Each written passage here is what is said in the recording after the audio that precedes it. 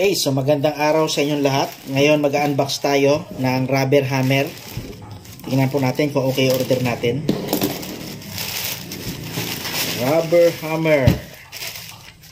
Ito po ay produkto ng Harden. Pero hindi siya sponsored.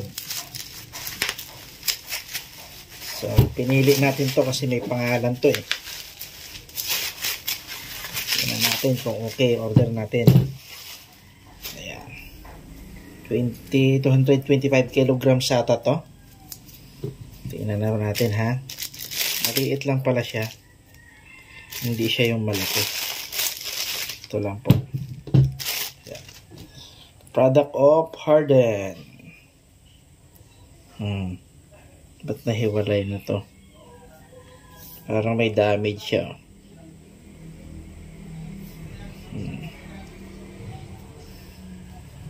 By the way, bumili tayo nito para pag may pukpukin tayo na hindi madadamage, kailangan ay hindi metal itong ating gagamitin. Simple lang siya, maliit lang siya pero medyo mabigat din. Pambaon ng mga dust seal, pwede ito. Ayan, bearing. Ayan. Ayos, ganda oh. Harden. Magkano bili natin dyan?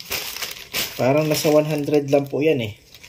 100 plus lang yan. Bili natin. Okay. Yun lang.